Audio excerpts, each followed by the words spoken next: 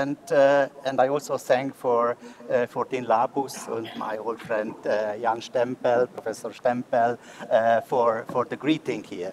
I am most grateful for this triumvirate of the three institutions, the Artistry Research Institute of the Academy of Sciences, the Architecture Faculty of Technical University, and the Jaroslav Fragnel Gallery for joining forces in inviting me. As Professor Kratochvíl also already mentioned, my research on Centennial of course brings me again and again to Prague. But it is also thanks to him that I could see this time again a lot of new stuff that I was not familiar with before. So it's great to be here. And indeed, my lecture is basically about materiality in architecture. I will bring also many contemporary examples, mainly Swiss examples, I admit also. And of course, that is also, I try to make a few thoughts about the underlying big theme, which is truth in general, truth in architecture, which is, again, a very difficult issue, I guess, and I am not saying that I am going to answer this problematic with this lecture. But at least, I try to shed some light about how the issue of truth was used more as a kind of a metaphor of approaching architectural problems. But can we speak at all of truth of architecture? Architects arguing for the correctness of their convictions, aesthetic or social, use frequently claims for truth. Sometimes truth refers to the use, as buildings always, allow certain functions and disallow others. Sometimes to meaning, sometimes to experience. From the early 20th century on, the peasant house, the vernacular hut, was considered as the epitome of truthful architecture, in a kind of almost naive, undistorted approach toward building. In the 1920s, the transparency of the glass became associated with truthfulness.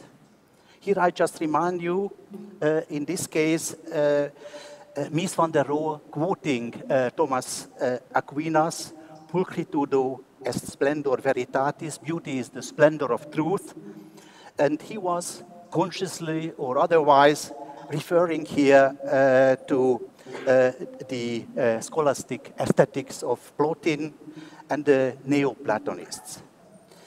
Accordingly, the opulent marble cladding, or the marble panels rather, in the German pavilion at the Universal Exposition in Barcelona glow with the shine of Byzantine basilicas. The example is here, Ravenna.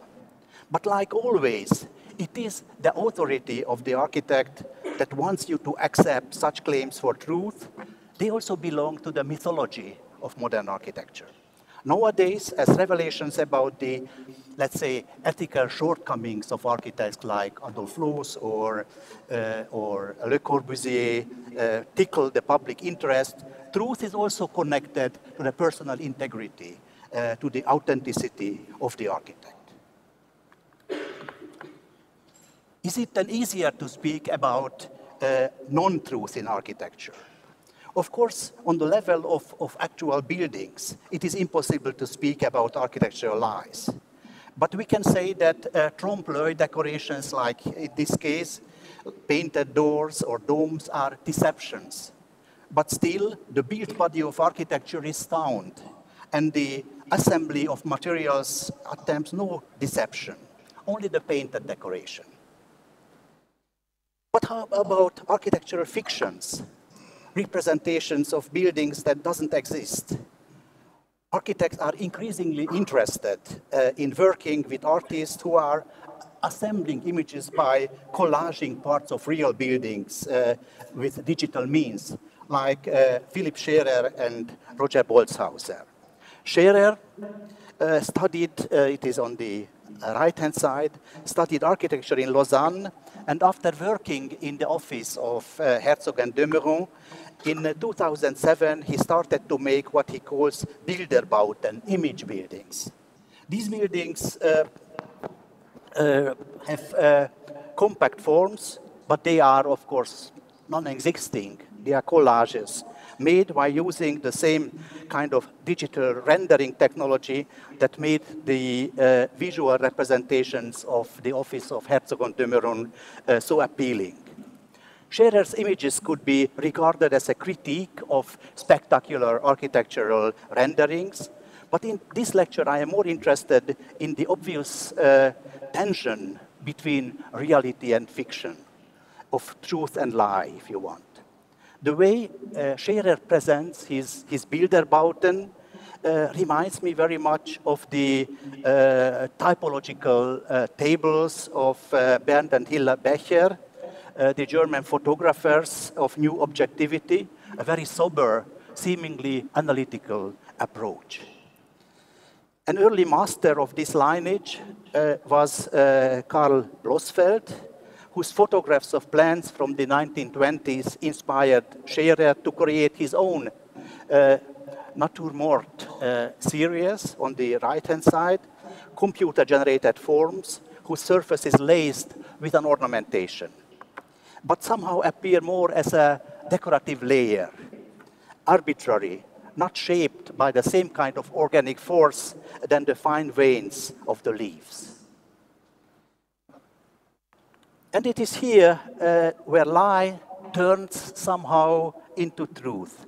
The strange world of these totally fictional objects captured the attention of the architect Roger Boltzhauser, who was teaching assistant in the studio of Peter Merkli, the Swiss architect in Zurich. Merkli's interest in raw materiality is obvious, and he was always critical of the polished perfection of Swiss architecture in general.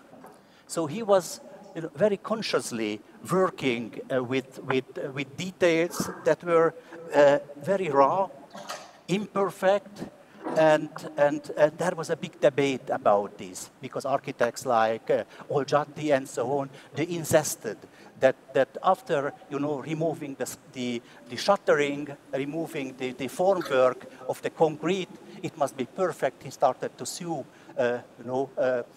building companies that couldn't achieve this kind of perfection. And Merkli was very critical of this kind of understanding and approach.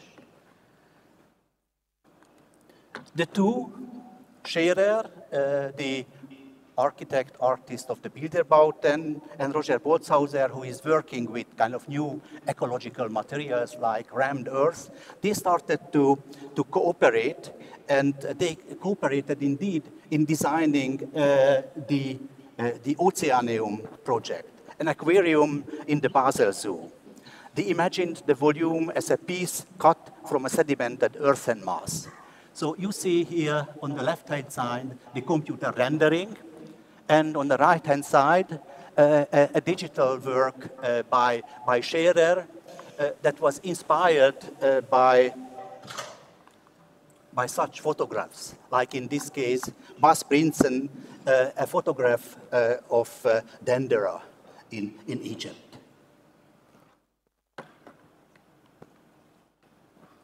Unfortunately, the Oceanum project was rejected. Like always in Switzerland, the local population had to vote, and they thought that an aquarium nowadays, bringing sea animals into the city is a no-go, so to say. So it's not going to be built as it stands, at least today. But again, you see already that Herzog de Meuron was also interested in this kind of raw effect of the earth. The facade of the Schaulager of the Lawrence Foundation in Basel, finished in 2003. Here, Herzog and de Meuron already used the material of the site, the gravel taken from the construction pit. The seemingly porous mud-colored facades of Jurassic limestone excavated from the side, combined with the deep crevices of the window strips, create a kind of a geological landscape. The interest in material transformation is obvious. The interest in the alchemy and sensual presence of raw matter, I think, interest a lot of young architects. Alchemy as a transubstantiation, transformation of material is a theme in art, at least since Christianity.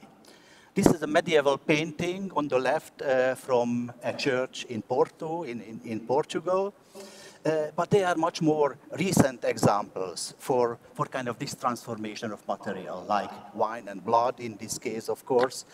An interesting example and how it affected architecture is the case of the French avant-garde artist Yves Klein.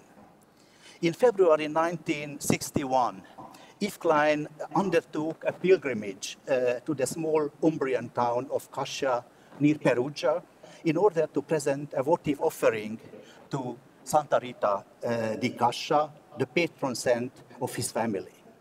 The offering was placed, as you see it on the bottom of the right-hand side, in a clear plastic box. In the three upper compartments, he put ultramarine and pink-colored pigments and gold leaf. And the lower one, tiny gold bars on a layer of ultramarine pigment. A folded piece of paper was placed in this compartment between the two, in which Klein prayed for success, beauty, and eternal life for his work. Klein had previously participated in the exhibition Vision in Motion in Antwerp and demanded pure gold as a payment for his work. The buyer had to ceremoniously burn the invoice for the purchased immaterial zone, which indicated the weight of the corresponding gold. Thereupon, that is what you see on the photograph, Yves Klein threw half of the gold into the sea or a river in the presence of experts as witnesses, and he placed the other half in the votive casket. The idea here is the transmutability of immateriality and materiality. The depth that one can never buy with money, but only with gold, is the blue depth of the sea.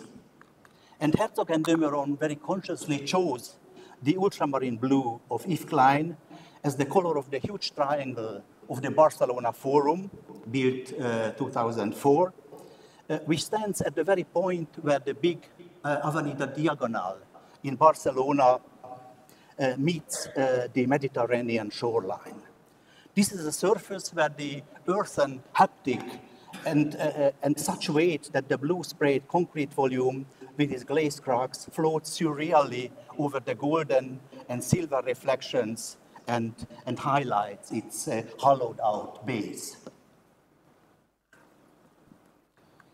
A similar symbiosis of architects and artists on the verge of truth and fiction is the cooperation between the Belgian architect Jan de Wilder of the office de Wilder Winktailleux and the Belgian artist Philippe Dujardin.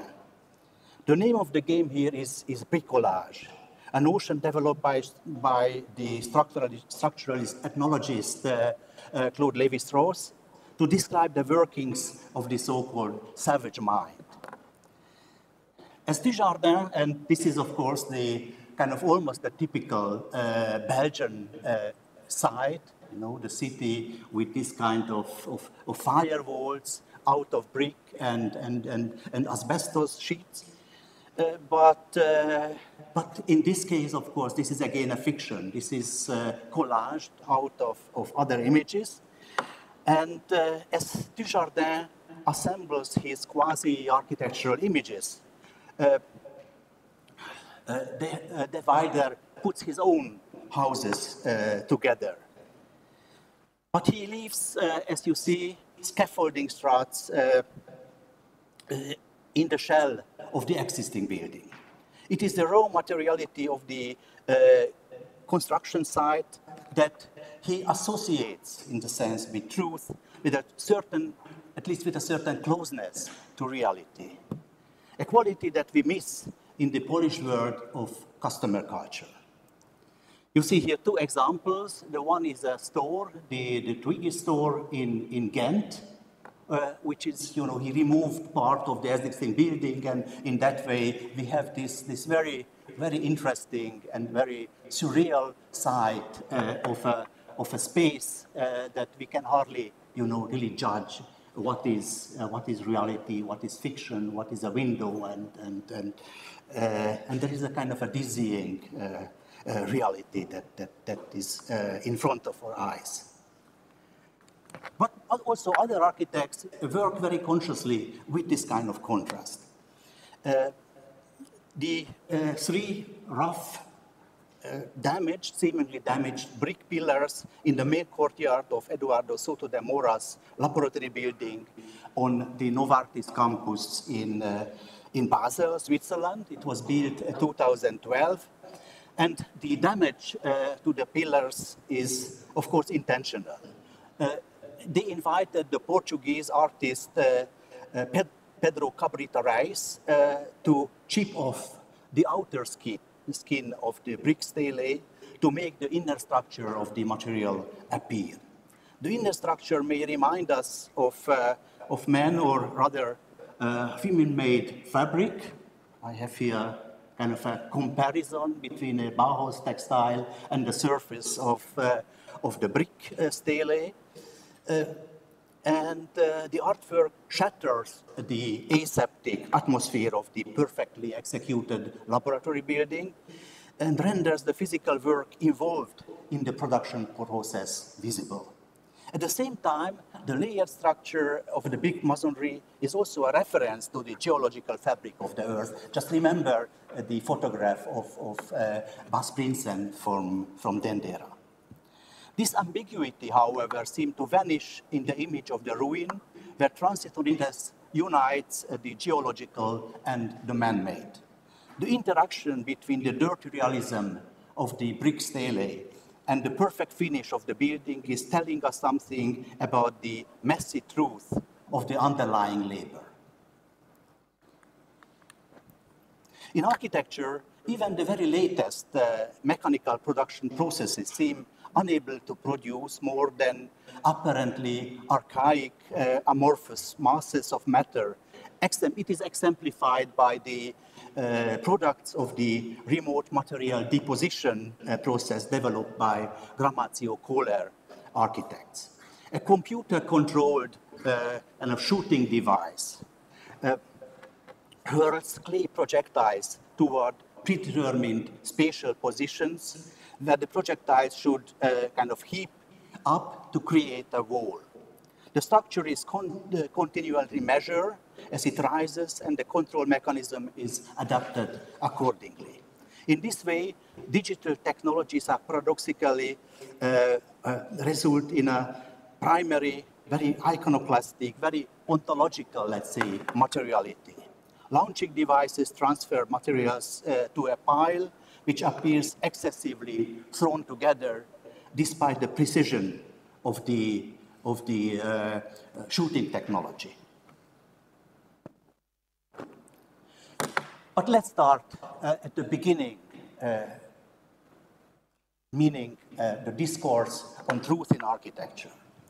Truth is used to mean, it is, as I mentioned in the introduction, it is not the only possible interpretation of truth in architecture, but in general, in most of the works on architecture that addresses the issue of truth, truth is used to mean a certain convergence between how something appears and what something really is.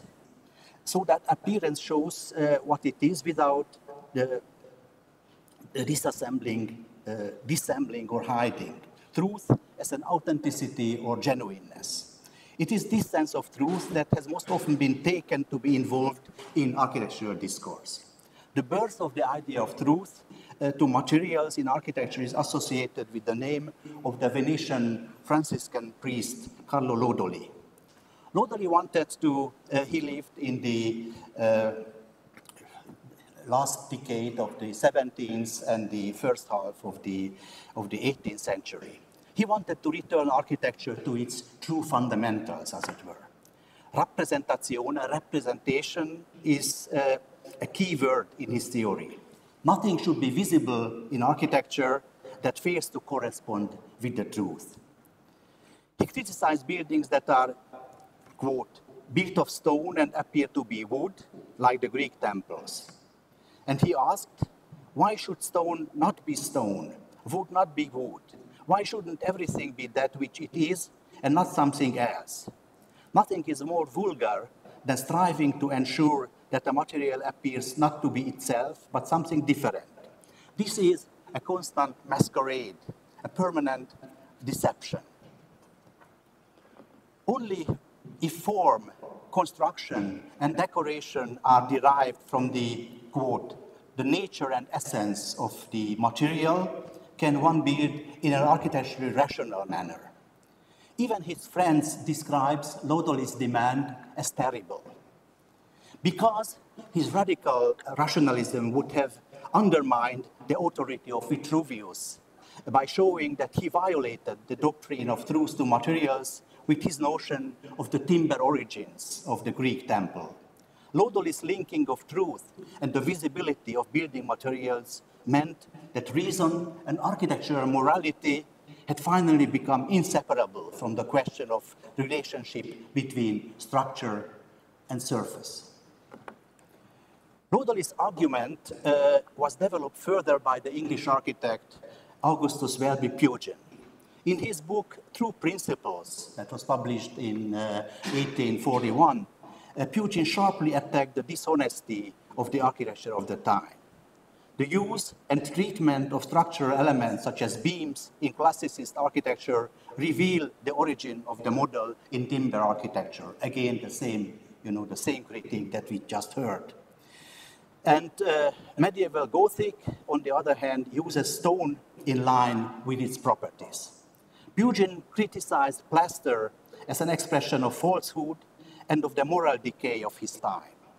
And in his book, Contrast, which is probably the first book that uses good and bad examples, comparing them, he's showing, on one hand, you see it on the right-hand side, a small picture, in general, the moral decay on the land. Earlier, when the church took care of the poor, and then today, meaning his time, when they are imprisoned if they cannot pay their debts. And this is the same kind of moral decay that he finds also in architecture. The middle image on the right-hand side, this kind of false Gothic decoration, which is just pasted over the surface, and the real, carved stonework. So the one is not much more than wallpaper architecture, and the other is the real craftsmanship in the sense of the truth to materials. The most influential representative of truth to materials was probably John Ruskin, the English aesthete, who in his The Seven Lamps of Architecture, published 1849, particularly in the chapter The Lamp of Truth, criticized all forms of what he called architectural deceits. Polychrome, labor-intensive brick architecture appealed to Ruskin, who regarded the craftsman's satisfaction in his work as one of the main criteria of good architecture. This was why he strictly rejected the painstaking mechanical imitation of Gothic. The architecture that he propagated in his books and lectures appeared coarse, and even very early they already started in the English discourse to use the word ugly in a positive sense. The ugliness of Butterfield, for instance, was a notion used by Summerson, or very often architectures of the Smithsons were also described as, by themselves also, as ugly. Ugly in the sense of a rough materiality that is truthful in difference to other kinds of architectural claddings. This is, by the way, the house for William Morris, designed by Philip Webb. very much in the sense of this kind of truth to architecture discourse. Also, of course, Ruskin, and not only Ruskin, has a big impact in North America, developing an architecture was seen as truly American, influenced by the surrounding nature. And this kind of fascination with nature and the link between nature and the political and cultural identity of the young nation was formulated in the transcendentalism of Ralph Waldo Emerson, and also absorbed the views of Ruskin. The architecture of Henry Hobson Richardson that you see here on the slide combines elements of the picturesque, such as irregularity, contrast, and color with material effects. It is very interesting, though, that despite the overall rejection of coverings and deceits, the textile-like effect of stone and brick facades was appreciated and recognized. Ruskin wrote in his famous The Stones of Venice about wool veils, and this is an illustration from the Stone of Venice. This is what he understood by wool veils, kind of a textile-like effect of a colorful brick facade. He was also, of course, very careful to make such watercolors and drawings, showing every detail of the material effect of a facade. And also, still in the United States, the smaller bank buildings which Louis Sullivan built in the rural centers of the American Midwest, in Minnesota, in Iowa, and Ohio, are framed by shiny strips of glazed terracotta. And Sullivan consciously sought the effect of textile surfaces. I quote from his description, a texture with a nap-like effect suggesting somewhat an Anatolian rug, a texture giving innumerable highlights and shadows, and a moss-like appearance. Thus, the rough brick became really a fine brick and brought with it new suggestions of use and beauty. And along these lines, looking at the surface, although obviously still very much reflecting this truth to materials discourse, but the textile metaphor is getting more and more important. Frank Lloyd Wright, who regarded himself as Sullivan's heir, used the so-called textile block system, that was his term, for his Californian buildings. Here, masonry is constructed from prefabricated light concrete blocks into which reinforcing iron bars were inserted in situ. The appropriate choice of casting molds created an ornamental fabric-like effect. And Wright wrote even in one of his numerous texts that all these previous architects, Palladio and so on, they were sculptors. And here I am, the weaver. And this obviously a reference again in this interest in textile-like effects. So it is time now to come back to the origins of this theory that was well known in the United States. Exactly, in the office of Sullivan, the work of the German architectural theorists were studied, and even they started to translate it into English, and this translation never appeared in its entirety, only some fragments in American reviews of architecture. So a few words about Gottfrieda Sempera, who is very much behind this whole, what I called here, the principle of cladding, or probably would be better to speak about a principle of dressing, which again has this double meaning in English, dressing as the cloth and dressing as cladding a building with a material. Bekleidungstheorie is the German word, a theory of cladding that was developed in the 19th century by Sempera as part of his comprehensive theory of architecture and design. He was one of the most frequent visitors of the exhibition of the works of industry of all nations in the Crystal Palace in London, 1851. the reconstruction, you see this on the right-hand side, of a fisherman's hut from the island of Trinidad offered him a confirmation of his system of the four elements of architecture. He saw that in this small building, that is not just a fictional one like Logis, primitive hut, but an ethnographical artifact exhibited inside the Crystal Palace. You see the basic four elements of all architecture. The hearth as the center point with the fire, the raised earth as a terrace surrounded by posts, the column-supported roof, and the woven enclosure as a spatial termination of the building. Sempera distinguished four primitive techniques that are connected to these four basic elements of the house. And these are the following ones. The textiles, obviously, as you see, the textile connect with the wall. The ceramics, which is, of course, with the fire, related to the fire in the center, using clay and so on. Tectonics, which is the use of rigid stick-like elements for building the roof. And stereotomy, which is the layering, the piling up of heavy stones to build the terrace. Sempera's systematization of the four elements, which still, tickle the imagination of architects. So this model that you see on the right-hand side was just recently built by the Swiss architecture office of Burkhalter and Sumi. It is interesting also because of this reversal of causality, which can be traced back to his theory of Stoffwechsel.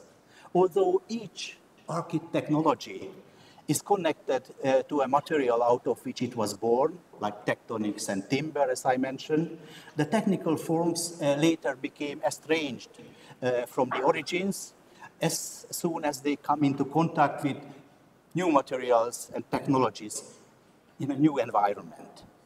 Forms that rooted in the way in which material was processed are transformed into other materials. So one material can slip into the traditional form of the other. It is almost a kind of a play, a theatrical play of imitation, of similitudes. Sempera discusses numerous interesting examples of material transformation in connection with the four basic techniques. He describes, for instance, such Phrygian tombs, that of Midas, as a colossal tapestry walls hewn in rock, which were once stuccoed and richly adorned with paint and gilding. The shift from woven fabric to a carved stone facade, the transformation of a natural rock into a monumental artifact, reflects the transformation of nature by human labor, a creative destruction in a sense.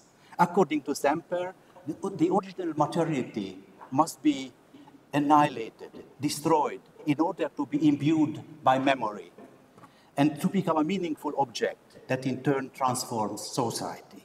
No wonder that Sempera's contemporary, Karl Marx, employed the term Stoffwechsel to describe the interaction between humans and nature.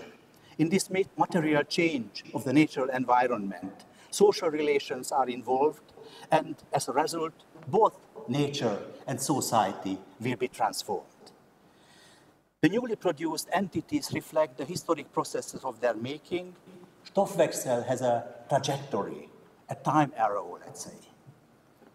Sempera elevated the theory of material transformation to the central element of his practical aesthetic, as he called it. The German word Stoffwechsel, the exact English translation is metabolism, but metabolism means something different in architectural history. The German word implies circulation, exchange, and transformation. The chemists Justus Liebig and Jakob Moleschott, a colleague of Sempera's in Zurich, who first coined it, used it to describe material exchanges in the human and animal body and in the soil, between organisms and the environment. addressing problems of sustainability even. As material circulates, it enters networks that produce new assemblages. According to Sempera, the first of the four elements is textile. But before I go there, I still show it because I think it is a rather telling example of this whole issue of material transformation. You see, the original triumphal arch in Rome that in Sempera's understanding is already a transformation of the improvised wooden scaffolding that was erected to celebrate the victory of an army and for their return to the city. It was built improvised in wood, and it was decorated by garlands, with shields that were taken from the enemy and so on. And in order to commemorate this event, they rebuilt this original, rather kind of barbarian-looking object into stone, into marble, and creating, therefore, an artwork that is able, to keep the memory of this victory alive. And then you see the new stages of this transformation, the triumphal arch, Sempera's own museum building in Dresden, Germany, as it is now, a triumphal entry from the city into the Zwinger. And finally, which it is, I would almost use the word, reduced to just a layer of paint, which was part of the critique, against Sempera's theory, that the ultimate step in this chain of transformation is to transform it into a painting, which is the decoration for the aula of our university in Zurich that was designed by Sempera. But textile is the first step, so to see. The textile is on one hand for the protection of the human body, working with materials that are pliable, tough, highly resistant to tearing, of great absolute strength. I quoted here Sempera. And that was the original art, given then all other technical arts borrowed their types and symbols from textiles. The start of the textile is the knot, the knoten, where a certain necessity to strengthen two threads of fiber becomes a form that reminds us of the labyrinth, if you want, but certainly a form that reflects the spatial movement of the hand when making a knot. And the rhythmical repetition of the knot results in ornaments.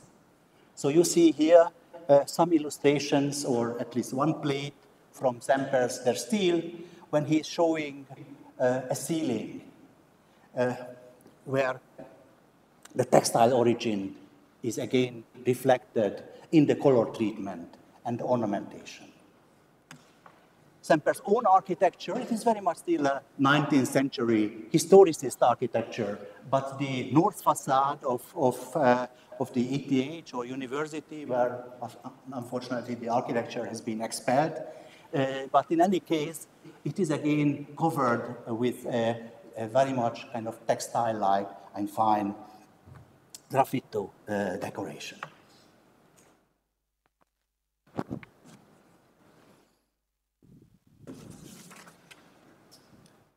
In the beginning was dressing.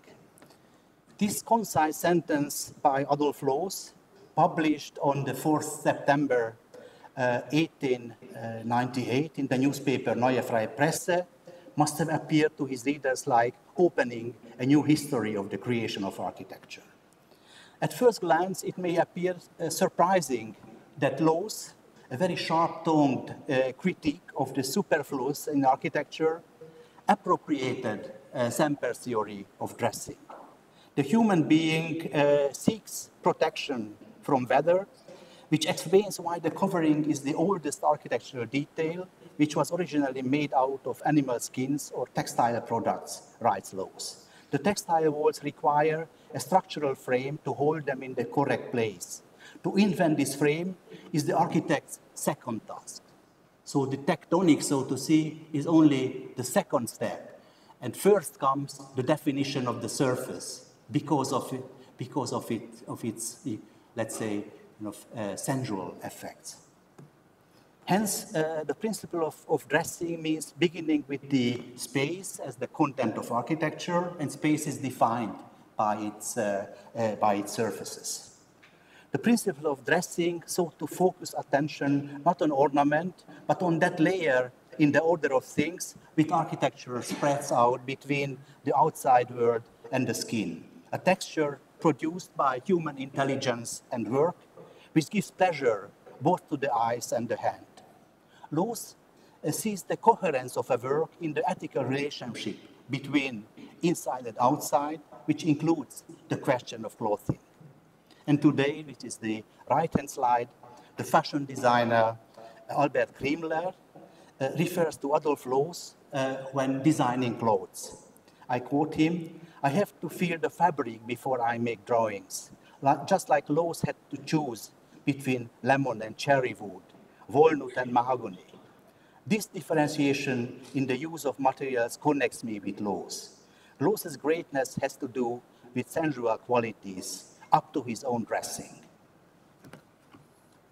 But of course, before the house Müller was built, we have already numerous beautiful examples of this transformation. The Viennese architect Otto Wagner, who was of course the master of many Czech architects, as you know, started his work with, just remember, this kind of the triumphal arch story. Started to build festive structures, so improvised and temporary ones, to big celebrations. The entry of a princess into Vienna. And then in his later work, this kind of festive tents became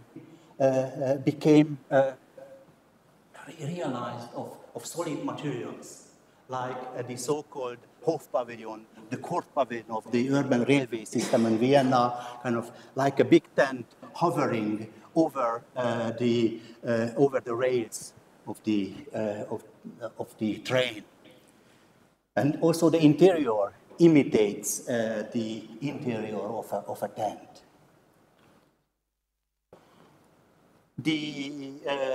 The apartment house known as Majolika House, built in the last years of the 19th century, was very early already compared to a tapestry. Partly because, of course, the richest part, the heaviest part of the ornamentation is under the cornice, and it becomes lighter and lighter that we move down. So we really have the impression that we have to do here with an oriental rug that is hanging from these hooks that have the form of lion's heads. And the windows are just holes that are cut into this tapestry. So no wonder that Hans Hollein was inspired by this idea when he was asked to design the exhibition building for a large exhibition of Turks in Vienna, and then he decided to cover the whole building with a tent-like structure. What is interesting to me is this kind of very interesting relationship between another railway station by Otto Wagner and Hans Hollein's big exhibition tent, sketch made by him. And of course, an interesting example of truth and untruth. Otto Wagner's post office savings bank in Vienna, which has this marble cladding, and you see this very new decoration, very modern decoration, which is not really a decoration. These are the fixing bolts for the very thin marble plates. And Otto Wagner was very proud, saying that modern technology allows us not to use anymore this kind of time and material wasting technology of the big kind of stone cladding plates. But we have this precisely cut, machine-cut marble sheets that are so fine that we don't need anymore this heavy scaffolding to place them on the facade. But again, to show that it is a cladding, he shows again the fixing bolts. And of course, on one hand, if you want, it reminds us of a treasure chest, a safe that shows that your money is well kept there, or the new kind of industrial aesthetics of the time, the bolts that are well known, of course, in the iron architecture that Otto Wagner was also working with. In any case, you know, if dressing is a lie, that is certainly a true lie that shows the fixed character of the cladding, the hanging character of the cladding. Some other examples that I will pass probably shortly, they are quite well known. An early and very beautiful example, I think, by the Otto Wagner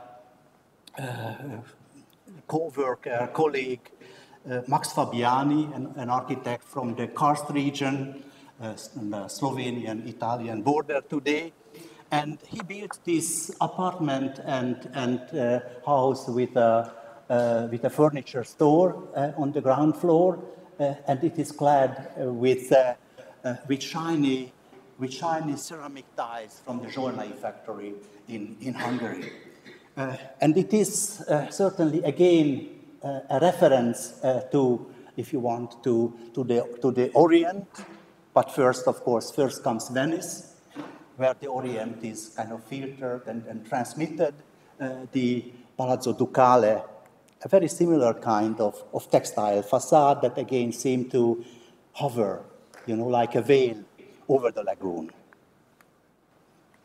József Plečnik, whom I don't have to introduce here, but I still want to mention the famous Zachel house in Vienna, a very early work, that quotes the formal language of textile. Indeed, almost one can, in difference to the Postparkasse in Vienna, the fixing is here with this kind of granite profiles that run and cover the edges of the granite, of the polished granite cladding, and they are kind of anchored in the masonry. The wall is made of masonry, of course, and that is a kind of a curtain wall in the real sense of the word, and the curtainness of the curtain is even accentuated by using this kind of trottles, which is indeed a very much textile-like feature of the house and makes it appear quite light. Again, a local example by Plečnik here from Prague, the Church of the Most Sacred Heart of our Lord, that is very clearly divided by a lower part with this kind of heavy and protective coat, and the other one that has a much more lighter, white, but folded appearance to it. It has different interpretations. I don't want to go into it, but if you start along the lines of this kind of argument, this issue of the transformation of materials and the transfer of forms, I think you can really, approach the meaning of this building quite easily. And now, again, the issue of material truth. This whole aesthetic of dressing was certainly, attacked by many architects of the modern. Already contemporaries, like the lesser-known Rudolf Rettenbacher, who wrote a book about tectonic, wrote that tectonic doesn't need this kind of covers. So this whole issue of truth as unveiling, demasking, the nakedness of the architectural forms, free of any cladding, became almost a dogma in modern architecture. And Siegfried Gideon, who wrote this book that you see on the left-hand side, Building in France, Building in Iron, Building in Ferroconcrete, it was published in 1928. This main theoretician and organizer of the International Modern associated modern architecture with the truth to materials, with the scientifically provable truth, let's say. The molecular properties of iron, and science had to study the specific laws, and constructions had to find a formative process that differed from the treatment of wood. So you see here on the right-hand side again an example from Prague.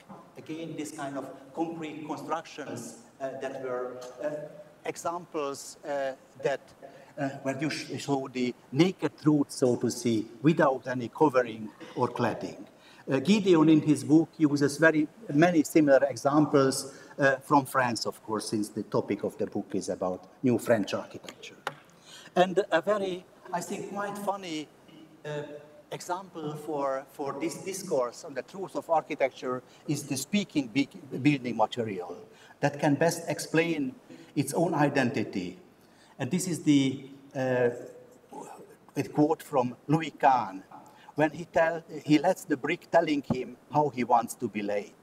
I quote Kahn, "When you are dealing or designing in brick, you must ask brick what it wants or what it can do.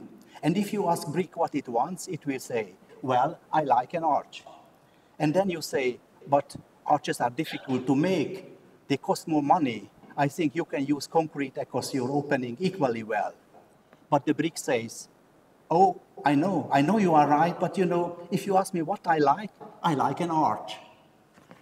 So again, you see here, you know, this kind of speaking building materials that the architects don't want to say, it is my decision to use this or that form, but says it is the material itself, you know, that wants to express its own identity through the architectural work.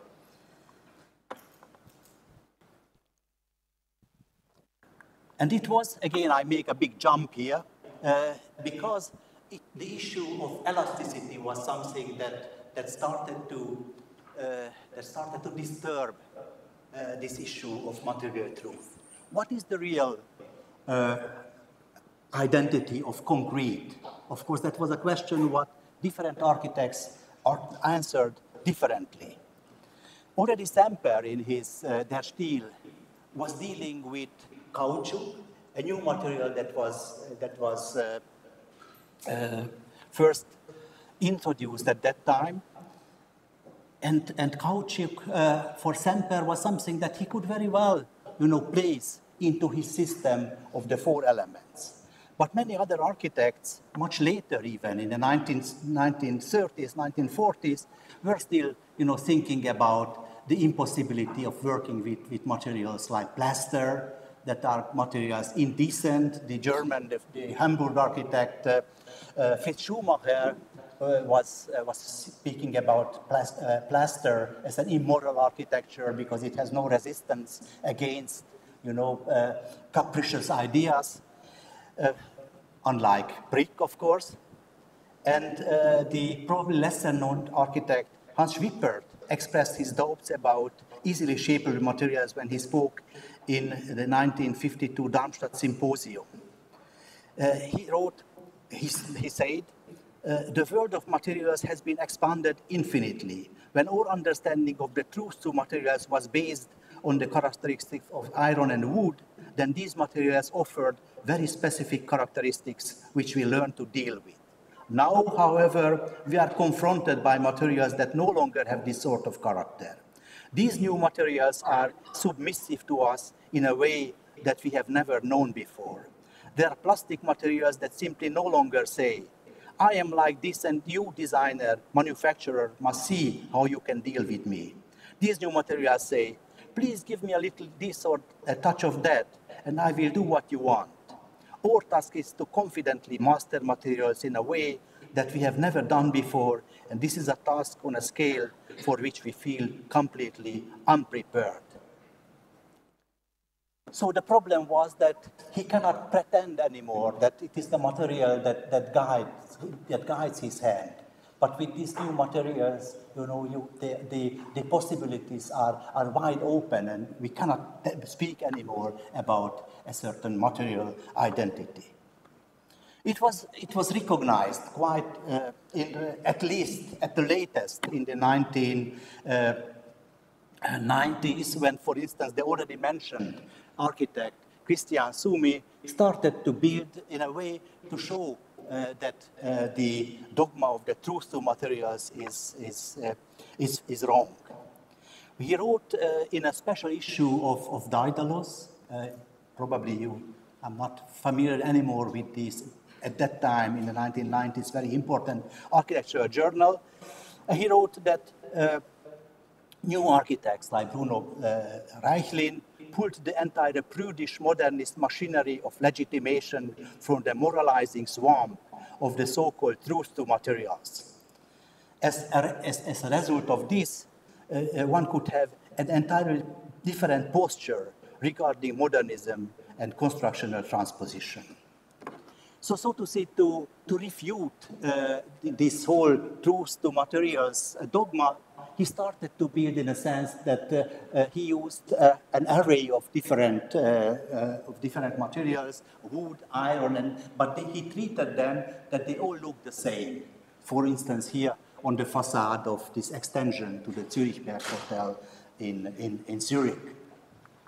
Or here, an exhibition pavilion, Onoma, which is made of wood, but it is treated to look like metal. So it is a kind of a play, if you want, to give a certain look to a material that is totally different from how we normally know them. Let's put it simply that way. Or Gigongui, another Swiss office for the Swiss Museum of Transportation in Lucerne. They were using this kind of traffic shields, partly real ones, but partly in order, to make the children guess which are the good ones and which are wrong. He was also introducing some false one that doesn't exist in reality. Again, you can ask questions about this kind of materiality. What is exactly this? Is this a kind of a metal facade, or is it a more kind of an immaterial facade that is not built of metal, but built of science? So it is about more the lettering, the arrows, and so on, that first attract your attention, and not so much the metallic effect of the surface. And this is also the name of the game in this case. Two houses by the architects Beat and De Platzes in the Grisons in Graubünden. The Moily house on the left-hand side in Flash is a five-sided building in volume with using 50 centimeter thick walls of very light concrete, insulating concrete. So the house seems like the material transformation of the Willeman Lötscher house built earlier in Sevcsain, which was designed by the same office. But even in this case, it is a strange effect that it is built it is a very complex round plan in the interior, but it is like, the case of an instrument. And planked with this kind of wooden plank that the owner could nail on the facade. But on the other hand, you ask yourself, is it a concrete house? Because we are already familiar with the image, of the imprint of the concrete form on the surface of the house. So you see here, and the architect himself was referring to, I quote, a Semperian metamorphosis is perhaps detectable in the way the traces of the wooden formwork have been retained, thereby integrating the monolith more with the nearby farm buildings. And I think when we speak about material transformation and alchemy, we have to mention, or I have to mention, Zumthor and his Bruder Klaus field chapel in Wachendorf in the Eifel that was built in 2007 as a result of a material transformation, indeed, very literally. First, a tent-shaped, that you see here, a tent-shaped a primitive hut of spruce trunks were created, and this was then shrouded in a tower-like shell of rammed concrete poured in 50 centimeter layers. A fire was then allowed to burn inside, and for 3 weeks, during which the tree trunks turned to charcoal. And as they removed, they left behind this grooved black surface. The openings required for firing the formwork were filled with glass plugs that you also see on the picture, while rainwater enters through the oculus, collecting on the floor. And the floor itself is covered by zinc, produced by the melting and pouring of old metal cans. The small wheel of the inside hall represents Bruder Klaus, Switzerland's patron saint, the mystic Nicholas of Fleur, whose visions are interpreted by the Swiss school of psychoanalysis, Carl Jung, as alchemic symbols. Zumthor himself noted, with time, the design became clear and elemental, light and shadow, water and fire, matter and transcendence, below the earth, above the free sky. And in terms of textile, he referred to his renovation and extension of the Guggelung house, a 17th century farmhouse in the mountains of the Grisons, as knitting on like, continuing the knitting of an old pullover, let's say, which was, of course, the opposite of the usual paradigm of the building protection, the contrast between the old and the new. For Zumthor, it was like weaving. You could use the existing supporting threads of a fabric and then continue knitting on. This is the surviving part of the building, of course, facing the valley, and this is the new part. So knitting on, this part was the key, so to say, to the new solution. How to continue with this kind of plank-like horizontal wooden structure that connects the old and the new part. And speaking of textile, again, Gramazio and Kohler, who used robots to make prefabricated concrete, prefabricated masonry elements out of brick that were inserted into concrete brick, into a concrete grid.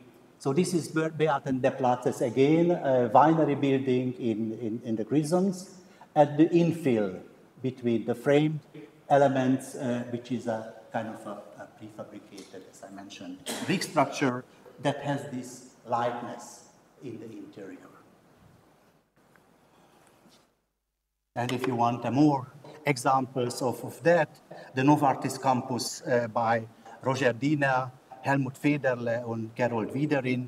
It has a facade like a weightless, colorful veil that blurs the constructional logic of the building. Since the sheeting glass plates are transparent, the overall effect is impressionistic, like a painting by, let's say, Seurat, particularly at night.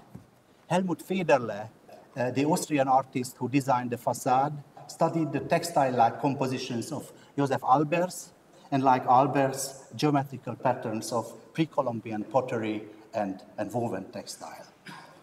So if I mention the Alberses, the Bauhaus artists who then moved to the United States, I think I have to mention them since there is a growing interest again for the work of these artists. The Tate Gallery in London just had a very nice exhibition on Annie Albers, the wife of Josef Albers, who was a textile artist originally from the Bauhaus workshop. And they taught at the Black Mountain College, a very famous school for the American avant-garde, and they frequently traveled to Mexico, to Mitla, to collect pottery, but first of all, textiles, to take photographs of the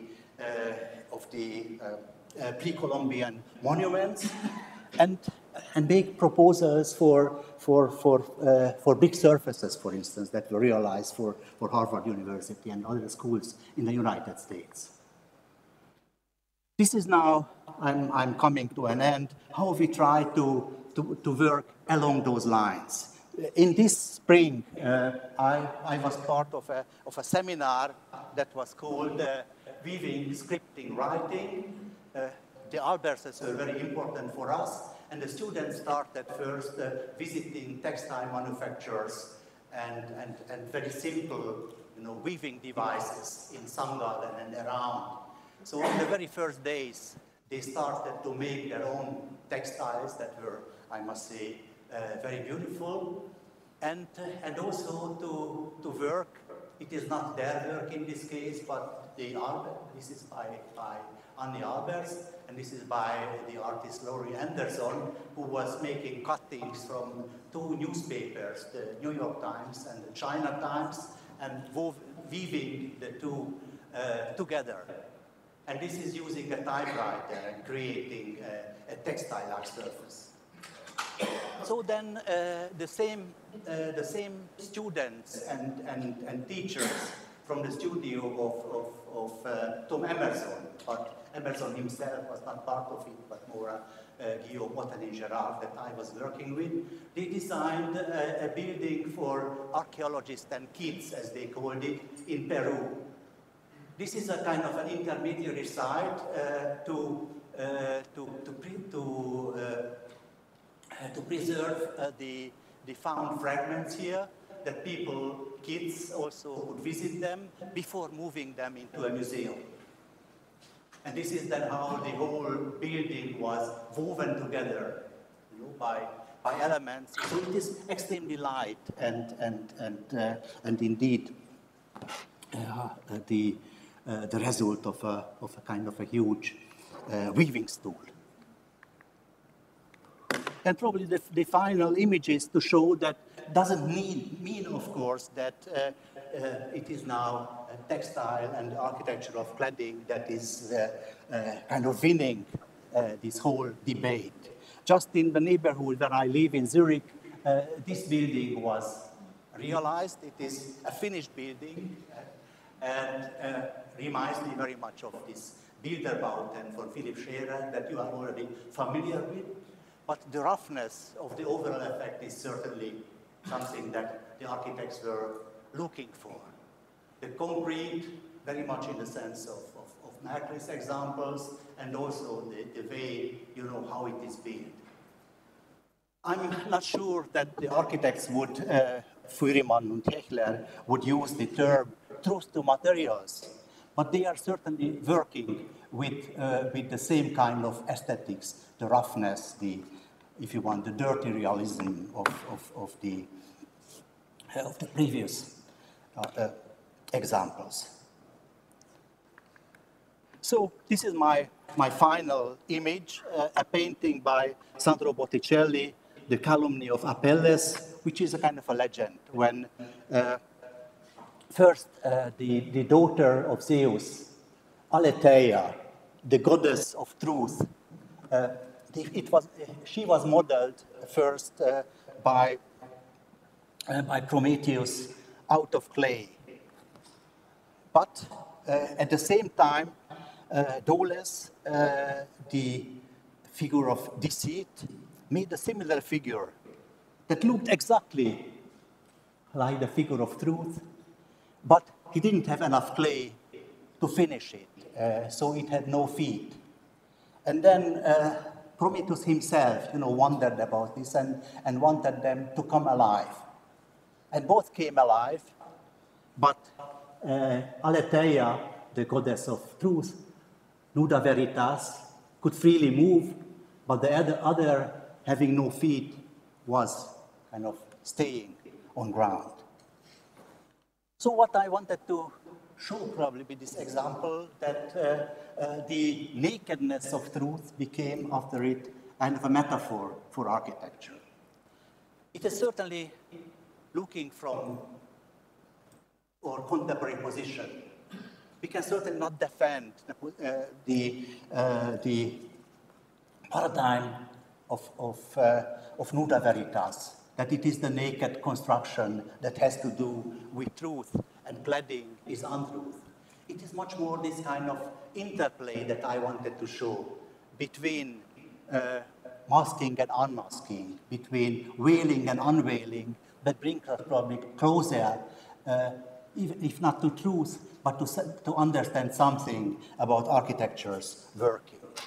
While theorists, historians, and curators strive to address the question of materiality and the interface between sensory, physical presence and meaning, it is once again architecture that succeeds with great precision and poetry to shed light on these kind of circulatory ecologies between work and material, between culture and society. Thank you very much.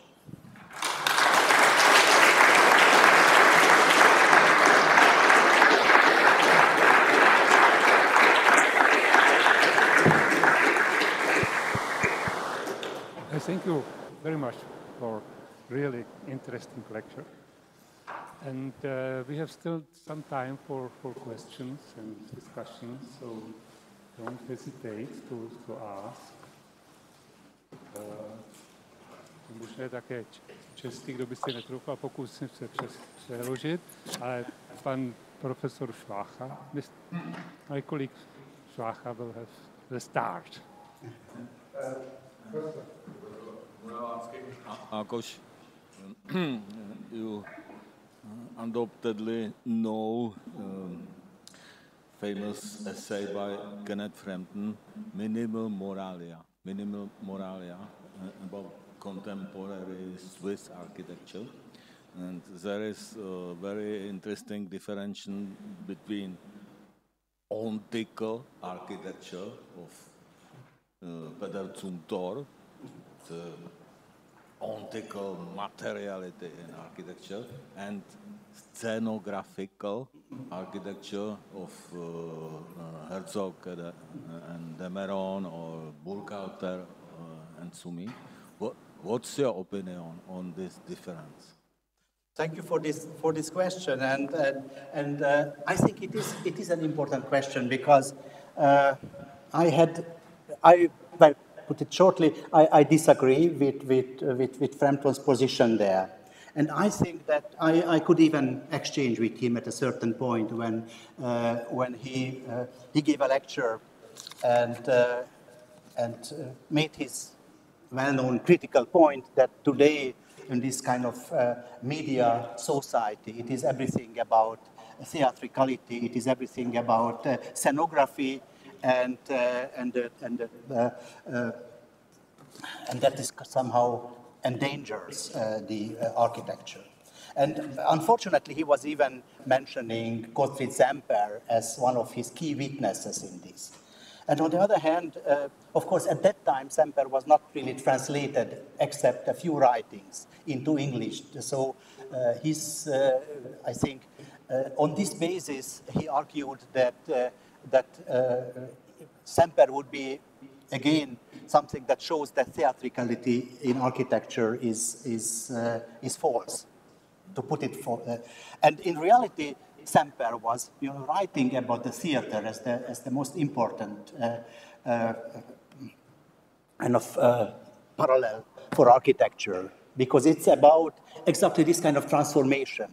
He said that an everyday event, somebody dies on the street or whatever, we know it, but it doesn't really touch us. But if it is turned into art, if it is performed on the theater stage, then this singular event strikes us as something very important. So it is exactly this issue with the material transformation. This kind of, the first example, a scaffolding or whatever, is a kind of a banal built object. But if it's transformed, if the wood becomes stone and so on, then suddenly, because of this transformation that has also a scenographic element to it, this transformation, it becomes important and it can commemorate human culture.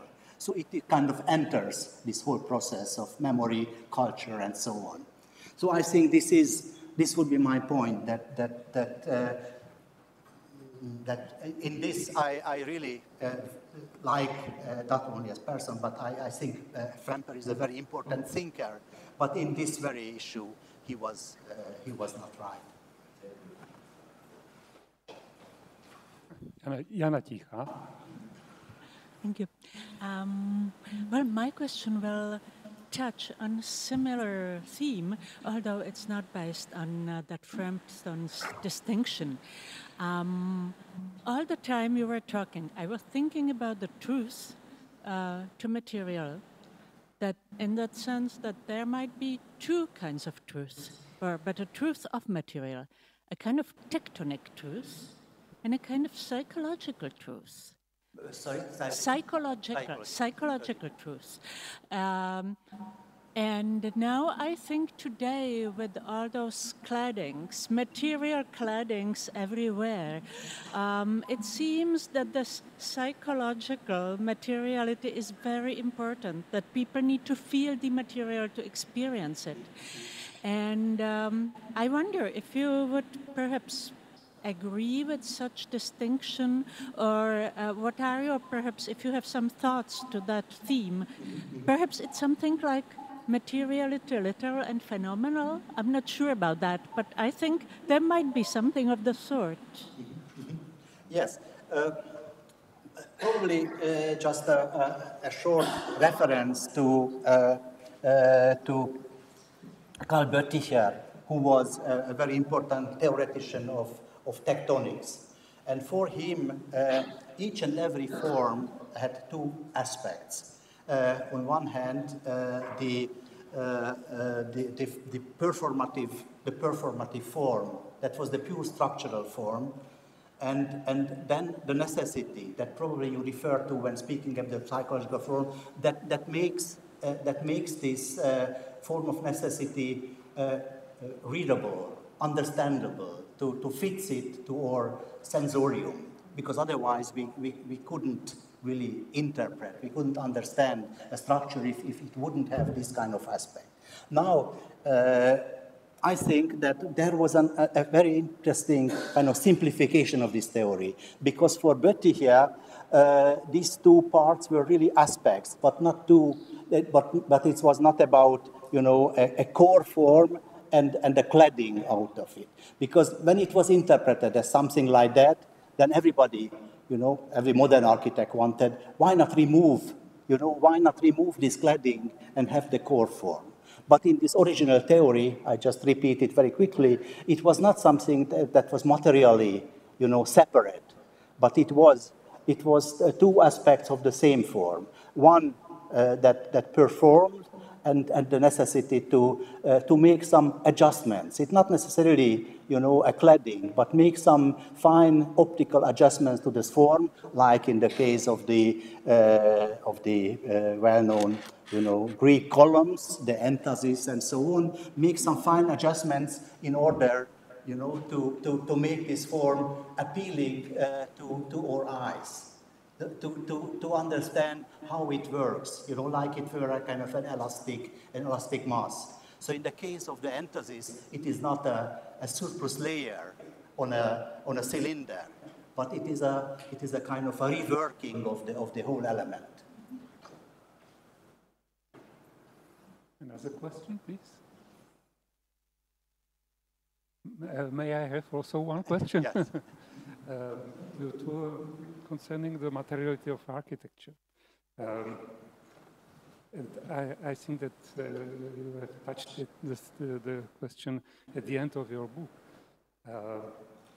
We live in a strange time when the flows of informations are more important than flows of materials and people, when virtual space is something we live in, and sometimes we don't know what is real and what is virtual.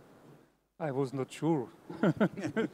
Also, when you were showing the pictures, what was virtual or what was really built architecture. Do you think that the architecture, and especially its material aspect, can play a new role in this situation to make us more, according to me, to make us more sure what is real and what is not? Because I don't like this uncertainty. Yeah, I think that the thing is, I'm just, also kind of cooperating sometimes with with architects who do what is possible. So they don't think a lot about theories of materiality, but they are thinking about what is possible with the new means, and this and the realm is really expanding. So almost everything can be done now with digital technologies and so on, and it seems that to think about what we have achieved is a little bit lagging behind. And so I was recently in many conferences when young architects from South Korea, United States, and so on were showing, how with 3D printers and so on they can produce buildings inside that look very interesting. So they look new and they had this kind of dirty material to it that is exciting, but it is very difficult for them, not difficult for them, but they are just moving very much forward with the technologies, and probably they don't have the time to reflect what they have achieved. So I think what makes these theories interesting, because Sempera was also dealing with new materials that were unknown before, and he created a system that opened place even for new developments. So they could, in a sense, interpret what they have on hand. So that is missing today. Of course, I know that today systems are somehow out of fashion. So it is not a kind of closed system that we want to have, but more kind of different possibilities, inroads, and I think material is something that on one hand is becoming wild, so it is really everywhere in every form and every shape, and the reflection about it is missing. So I'm not saying that I am kind of providing a guidebook in order to understand new materials and experiments, but certainly, among those lines, it would be very important to develop ways to understand what we are doing, really, because that is very often missing. Please ask a question. So I think I want to thank once again to your. I think I found also a little bit long. I apologize for that. No. I thank also to you that you have come, and good night. Thank you.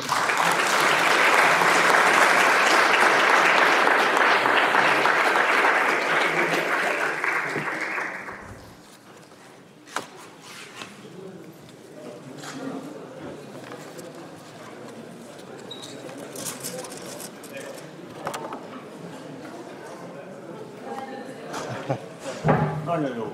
Örülök neki, hogyha tetszett. Kicsit hosszú lett, még belefér.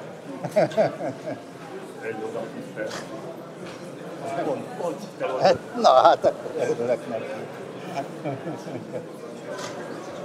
Jössz utána te is? Sajnos nem.